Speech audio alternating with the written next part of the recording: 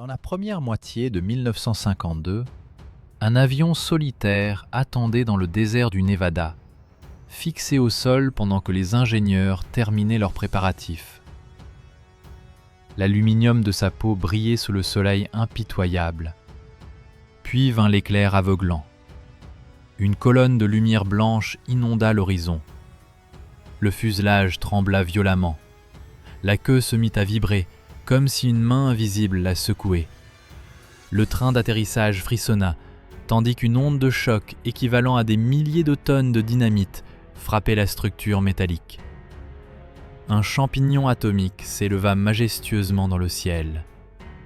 Pendant quelques secondes interminables, personne ne savait si l'appareil allait tenir ou se désintégrer sous la puissance destructrice. Pourtant, contre toute attente, le XF-90 resta debout. C'était le moment de vérité pour l'avion le plus résistant jamais construit, celui qui était censé survivre à l'apocalypse nucléaire, mais que l'Amérique avait déjà décidé d'abandonner. Tout avait commencé 6 ans plus tôt, quand l'Europe explorait déjà les frontières de la technologie des avions à réaction. Les Américains s'étaient concentrés sur les besoins immédiats d'une guerre mondiale. Les programmes étrangers de jets étaient connus des services de renseignement depuis des années, mais ils restaient modestes et lents à entrer en service opérationnel.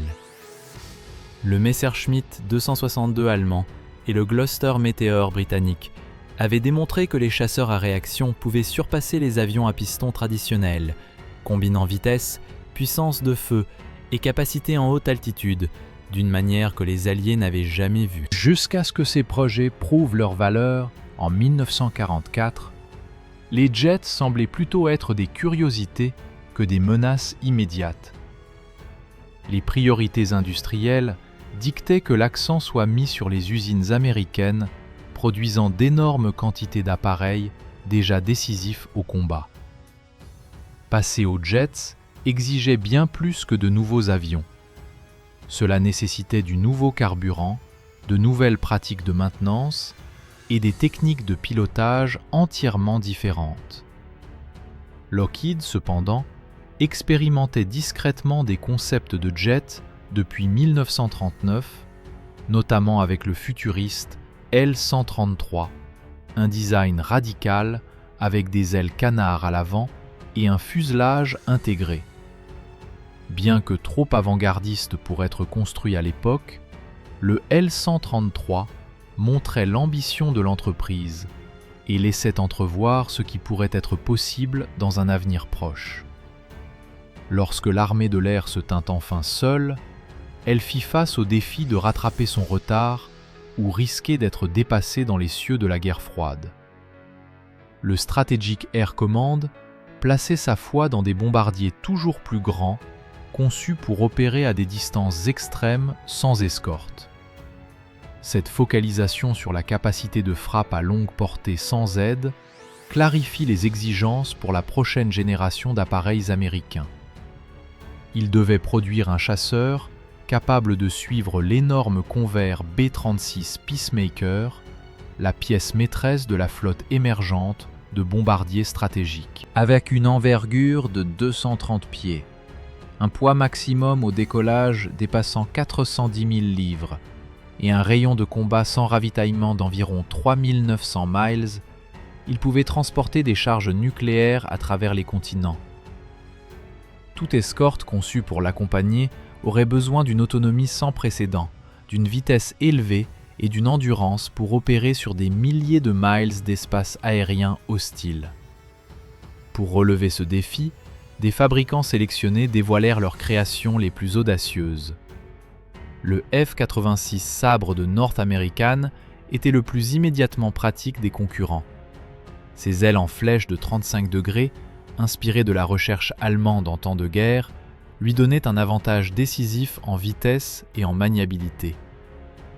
Propulsé par le turboréacteur General Electric J-47, produisant 5200 livres de poussée, le sabre pouvait atteindre près de 690 miles par heure, grimper à 9000 pieds par minute et opérer efficacement à des altitudes supérieures à 45 000 pieds.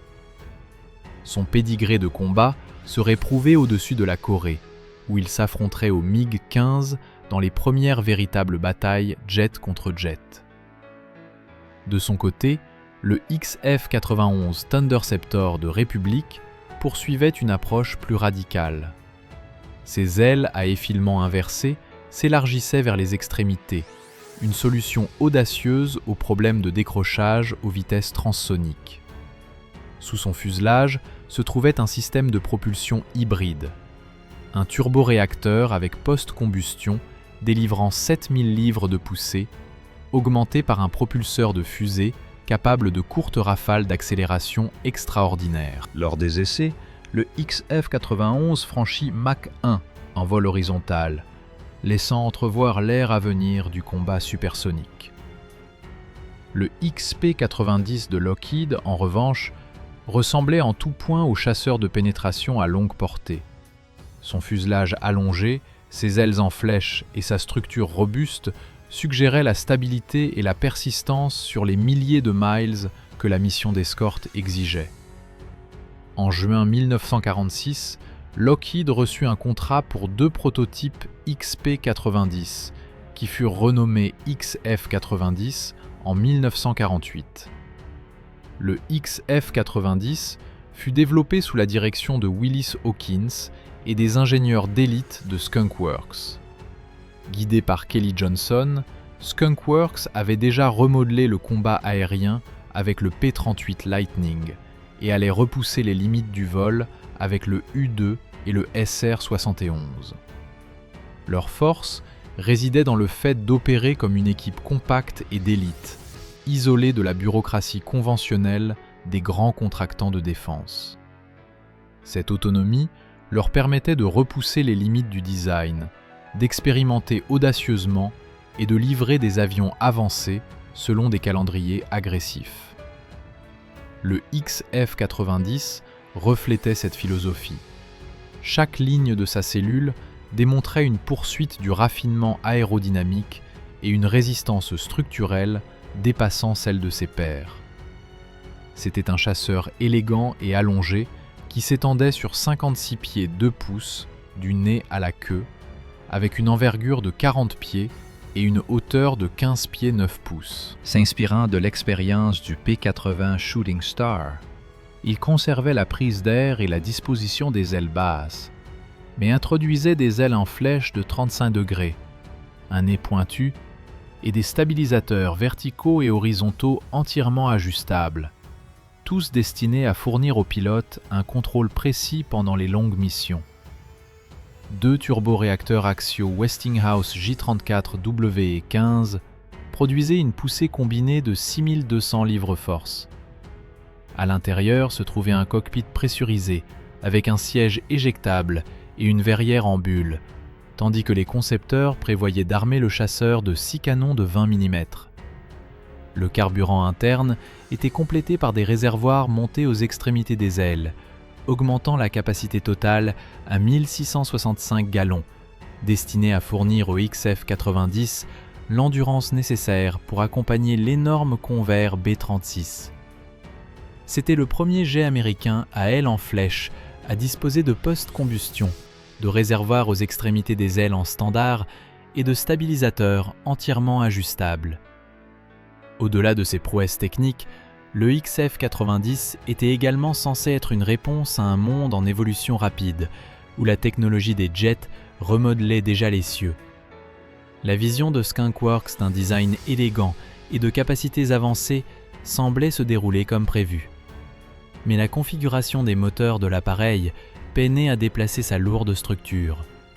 Les pilotes réalisèrent bientôt que tous les raffinements aérodynamiques de l'avion ne pouvaient compenser le décalage fondamental entre son poids élevé et la puissance limitée des moteurs. Construit avec de l'aluminium 75 ST, de lourds forgeages et des pièces usinées avec précision, sa cellule pesait 27 200 livres, ce qui le rendait environ 80% plus lourd que le F-86 Sabre.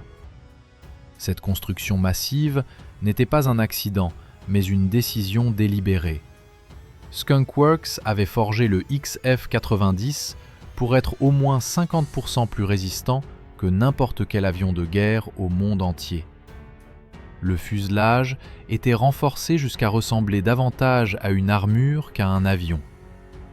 L'aluminium 75 ST recouvrait une colonne vertébrale en acier, créant une structure qui pouvait théoriquement résister à des forces que d'autres chasseurs ne rencontreraient jamais. Les ingénieurs savaient qu'ils construisaient quelque chose d'extraordinaire, un appareil qui pourrait survivre là où d'autres se désintégreraient. Cette robustesse avait cependant un prix terrible. À des altitudes plus élevées, les moteurs peinaient à maintenir un flux d'air suffisant, ce qui limitait la vitesse soutenue et réduisait l'énergie disponible pour les manœuvres, laissant le chasseur lent à répondre et lent à récupérer. Chaque virage serré drainait l'énergie presque aussi vite qu'elle était appliquée. Les virages serrés exigeaient un timing précis, la moindre surcorrection saignant la vitesse et laissant l'appareil se sentir lourd. La promesse de vitesse et de domination était là, scintillant dans l'acier poli, mais elle restait juste hors de portée. Pourtant, le test n'était que le début. Les ingénieurs et les pilotes allaient pousser plus fort, déterminés à perfectionner la prochaine génération de chasseurs à réaction. Le monde attendait de voir si cette forteresse volante pouvait tenir ses promesses impossibles. Le XF-90 rugit sur la piste le 3 juin 1949. Le pilote d'essai vétéran Tony Levier, déjà célèbre pour avoir poussé des avions expérimentaux à leurs limites, s'installa dans le cockpit. La cellule frissonna sous la poussée, plus lourde que n'importe quel avion qu'il avait piloté, mais incroyablement élégante, comme une flèche d'acier sculptée pour la vitesse.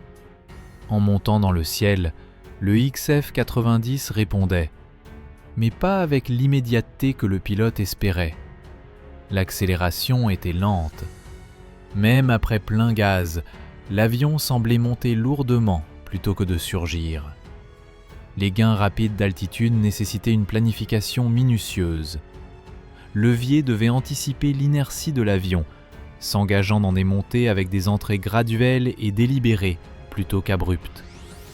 Chaque inclinaison et chaque roulis enlevaient de l'énergie presque aussi vite qu'elle était appliquée. Les virages serrés exigeaient un timing précis, la moindre surcorrection saignant la vitesse et laissant l'appareil se sentir pesant. La promesse de vitesse et de domination était là, scintillant dans l'acier poli, mais elle restait juste hors de portée. Néanmoins, le test n'était que le commencement. Les ingénieurs et les pilotes allaient pousser plus fort, déterminés à perfectionner la prochaine génération de chasseurs à réaction. Les ajustements mineurs apportés depuis les premiers vols, notamment le réglage des ailerons, le raffinement des gouvernes de profondeur et la mise à niveau de l'instrumentation, aidèrent à préparer le terrain pour ce qui allait suivre. Les mois passèrent avec des tests constants. Chaque vol révélait de nouvelles subtilités du comportement de l'appareil. Les équipes au sol travaillaient sans relâche, ajustant les systèmes hydrauliques, calibrant les instruments et analysant chaque seconde de données de vol. Levier passait des heures dans le cockpit, apprenant à anticiper les réactions de cette bête d'acier. Il développait une relation intime avec la machine, comprenant ses humeurs, ses limites et son potentiel caché. L'armée de l'air observait attentivement. Les généraux voulaient voir si cet investissement massif en ingénierie et en ressources pourrait tenir ses promesses audacieuses. Le Strategic Air Command avait besoin d'une escorte capable de protéger ses précieux bombardiers B-36 pendant leur mission intercontinentale. Le XF-90 représentait cet espoir, malgré ses défauts évidents. Chaque rapport de vol était scruté, chaque anomalie débattue dans des salles de réunion à travers le pays. Puis vinrent les tests de plongée qui allaient tout changer. Le 17 mai 1950, à la base aérienne d'Edwards, l'atmosphère était électrique. Les ingénieurs savaient que cette journée déterminerait si des mois de travail acharné avaient produit quelque chose de révolutionnaire ou simplement un autre échec coûteux. Tony Levier monta dans le cockpit avec une détermination calme, conscient que ce qu'il s'apprêtait à faire n'avait jamais été tenté avec cet appareil particulier. Il poussa les gaz en avant, basculant le nez vers le bas à une altitude étonnamment basse. L'avion commença sa descente, prenant de la vitesse à chaque seconde qui passait. Le vent hurlait contre la verrière, tandis que le désert de Californie se rapprochait dangereusement. Les aiguilles des instruments tournaient follement, enregistrant une accélération que peu d'aviateurs avaient connue. Le fuselage commença à vibrer, d'abord légèrement, puis avec une intensité croissante qui faisait trembler chaque rivet et chaque panneau. Les observateurs au sol plissaient les yeux dans la brume, alors que le chasseur anguleux plongeait vers le bas. Puis vint le boom, une détonation si immense et soudaine que beaucoup au sol se baissèrent instinctivement, craignant que le XF-90 ne se soit désintégré en plein vol. Le sol trembla, alors que l'onde de choc roulait à travers le champ d'essai. Des nuages de poussière s'élevèrent du désert asséché. Pendant un battement de cœur terrifiant, personne ne savait ce qui s'était passé là-haut dans le ciel. Pour Levier, ce moment fut viscéral et terrifiant. Les vibrations atteignirent un crescendo qui menaçait de lui arracher les dents. Les commandes devinrent rigides, résistant à chaque mouvement. Il craignit que le XF-90 ne se déchire sous lui, que toute cette ingénierie brillante ne devienne des débris dispersés dans le désert. Ses mains agrippaient le manche avec une force désespérée, luttant pour maintenir le contrôle, tandis que des forces titanesques essayaient de lui arracher l'avion. Puis, graduellement, les secousses s'atténuèrent. Les ailes tinrent bon et le fuselage resta intact. Un soulagement immense envahit l'équipe au sol et le pilote. Le XF-90 avait enduré. Ses surfaces de contrôle répondaient encore, et Tony Levier était indemne. Mieux encore, au bas de la plongée, les instruments confirmèrent ce qui semblait impossible. Mach 1 et 12 centièmes. Le mur du son avait été fracassé. Ce chiffre électrisa la communauté aéronautique. Alors que d'autres avions avaient franchi le mur du son en plongée contrôlée, le XF-90 l'avait fait avec une cellule pesant presque 30 000 livres, prouvant que la force brute et l'ingénierie solide pouvaient compenser le manque de puissance pure. Les ingénieurs de Skunk Works célébrèrent cette victoire technique, sachant qu'ils avaient créé quelque chose de vraiment spécial. Après cela, le XF-90 allait dépasser le mur du son à plusieurs reprises, confirmant la robustesse de sa conception et ne laissant aucun doute que, malgré son poids et ses moteurs sous-alimentés, l'appareil se comportait parfaitement. Chaque vol supersonique apportait de nouvelles données, de nouvelles compréhensions sur le comportement des matériaux à des vitesses extrêmes.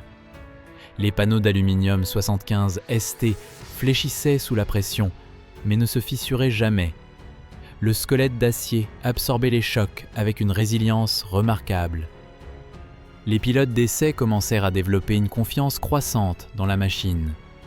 Malgré sa lenteur à accélérer et sa lourdeur dans les virages, le XF-90 inspirait un respect profond. C'était un appareil qui ne vous trahirait pas dans les moments critiques, qui tiendrait ensemble, même quand les forces dépassaient ce que la physique semblait permettre. Cette fiabilité structurelle devenait sa signature, son identité unique dans un ciel rempli de chasseurs plus rapides, mais plus fragiles. Les semaines se transformèrent en mois de tests intensifs. Chaque mission repoussait les limites un peu plus loin. Les équipes exploraient les enveloppes de vol, testaient les limites de manœuvrabilité, évaluaient les systèmes d'armement. Le XF-90 était soumis à des contraintes que peu d'avions expérimentaux avaient connues. Les ingénieurs mesuraient chaque déformation, analysaient chaque vibration, documentaient chaque anomalie. Pendant ce temps, le monde extérieur évoluait rapidement. La guerre de Corée éclatait, transformant les théories abstraites sur le combat aérien à réaction en réalité sanglante. Les F-86 sabres étaient expédiés en masse vers le front, où ils affrontaient les MiG-15 soviétiques dans des batailles aériennes féroces au-dessus du fleuve Yalu. Ces combats prouvaient que l'agilité et la vitesse de pointe comptaient plus que la robustesse structurelle dans le chaos tourbillonnant du combat réel. Les rapports de Corée filtraient vers les bases d'essai américaines. Les pilotes revenaient avec des histoires de duels supersoniques, de missiles air-air, de tactiques révolutionnaires.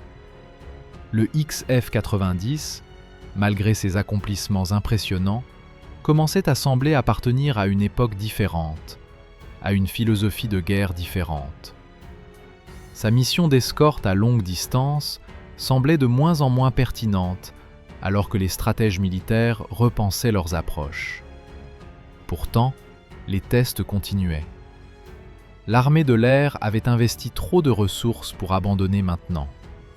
Les données recueillies avaient une valeur inestimable, même si l'avion lui-même ne serait jamais produit en série. Chaque vol ajoutait à la bibliothèque collective de connaissances sur le vol supersonique, sur le comportement des matériaux, sur les limites humaines dans des environnements extrêmes. Levier et les autres pilotes d'essai développaient une affection étrange pour cette bête d'acier. Elle était têtue, lourde, frustrante par moments. Mais elle ne les avait jamais laissés tomber. Dans un métier où la défaillance mécanique signifiait souvent la mort, cette fiabilité valait son pesant d'or. Il racontait des histoires dans les bars des pilotes, parlant avec respect de l'avion qui avait survécu à tout ce qui lui avait infligé. Les mois suivants apportèrent une nouvelle série de défis et de désillusions. Tandis que le XF-90 accumulait des heures de vol impressionnantes, d'autres chasseurs démontraient des capacités qui éclipsaient ses accomplissements. Le F-86 Sabre dominait les cieux coréens avec une efficacité brutale. Les pilotes américains abattaient les MiG-15 avec une régularité qui prouvait la supériorité de la conception légère et agile sur la robustesse lourde. Des dizaines de jets spiralaient à travers le ciel dans un combat tridimensionnel chaotique. La combinaison de vitesse, de maniabilité et de fiabilité opérationnelle du Sabre donnait constamment aux pilotes américains l'avantage. Ses ailes en flèche de 35 degrés réduisaient la traînée à haute vitesse et amélioraient la stabilité dans les plongées et les virages. Propulsé par le turboréacteur General Electric J47, le Sabre pouvait atteindre des vitesses autour de 685 miles par heure et des altitudes jusqu'à 49 000 pieds. Il grimpait à plus de 9 000 pieds par minute, surpassant facilement la cellule de 27 200 livres du XF-90 et ses moteurs jumeaux de 6 000 livres de poussée. Avec des réservoirs largables, il pouvait étendre son rayon de combat à plus de 1000 miles, suffisant pour de nombreuses missions tactiques et de supériorité aérienne. Pendant que le XF-90 luttait sous son propre poids, le F-86 démontrait la vitesse, l'agilité et la fiabilité que l'escorte avait promise. Le XF-91 Thunderceptor de République offrait également des performances spectaculaires. Avec de courtes rafales d'accélération extraordinaires, le XF-91 dépassait brièvement 700 miles par heure et grimpait à des taux remarquables, offrant un aperçu de la façon dont les performances supersoniques pourraient rendre les missions d'escorte de bombardiers à longue portée réalisables. Son système de propulsion hybride avec assistance par fusée lui permettait des décollages explosifs et des montées vertigineuses. Des conceptions de chasseurs conventionnels démontraient comment l'ingénierie pratique pouvait offrir agilité, montée et fiabilité, tout en maintenant un poids gérable et des exigences de maintenance. Au début des années 50, il était clair qu'aucun avion contemporain ne pouvait concilier le poids structurel du XF-90 avec la vitesse et la portée attendues pour une escorte de bombardiers. Le problème fondamental était devenu impossible à ignorer. Le XF-90 avait été construit autour de moteurs et de niveaux de performance qui n'existaient tout simplement pas en 1949. Les ingénieurs de Skunk Works avaient supposé qu'au moment où leur élégante escorte à longue portée serait prête, la propulsion à réaction fournirait la poussée nécessaire pour la porter. Cependant, Les moteurs à réaction accusaient des années de retard sur les progrès de l'aérodynamique. Les prototypes XF90 volaient avec des General Electric J34, les meilleurs disponibles en quantité. Mais c'étaient des moteurs dimensionnés pour des chasseurs plus légers, pas pour une brute d'acier et d'aluminium lourd. Les turboréacteurs à post-combustion étaient encore expérimentaux et brûlaient du carburant à des taux qui rendaient les missions d'escorte à longue portée impossibles. Le vol supersonique n'était réalisable que dans des plongées raides, loin des vitesses soutenues nécessaires pour une escorte efficace à longue portée. Le seul moteur américain avec suffisamment de poussée, le J-47, était déjà réservé pour des avions éprouvés comme le B-47 Stratojet du Strategic Air Command et les nouveaux jets de la marine destinés aux ponts de porte-avions. Le prototype de Lockheed se trouvait en fin de file. En 1950, alors que les sabres affrontaient les MiG au-dessus du fleuve Yalu, le chasseur d'escorte futuriste de Lockheed restait sous-motorisé en Californie. L'armée de l'air soulignait à plusieurs reprises le besoin urgent de performance à longue portée, mais personne ne semblait prêt à parier des moteurs rares sur un poids lourd non éprouvé. Même s'il l'avait fait, la masse du XF90 signifiait que, malgré de meilleurs moteurs, il aurait eu du mal à fournir la poussée requise. Finalement, l'armée de l'air conclut qu'aucune des conceptions ne pouvait répondre aux exigences exigeantes d'escorte pour le B-36 Peacemaker, laissant la mission non accomplie. Cette réalisation remodela la planification stratégique. Plutôt que de compter sur des chasseurs d'escorte à longue portée, l'armée de l'air se concentra sur l'autonomisation de la flotte de bombardiers elle-même. Les capacités à longue portée, la capacité de charge utile plus élevée et éventuellement le ravitaillement en vol devinrent les piliers de la stratégie. En 1951, après des années de tests et d'évaluation, l'armée de l'air annula officiellement le programme XF90. Aimez cette vidéo si vous avez apprécié cette histoire incroyable, laissez un commentaire pour partager vos réflexions sur cet avion extraordinaire et abonnez-vous pour découvrir d'autres récits fascinants d'aviation militaire.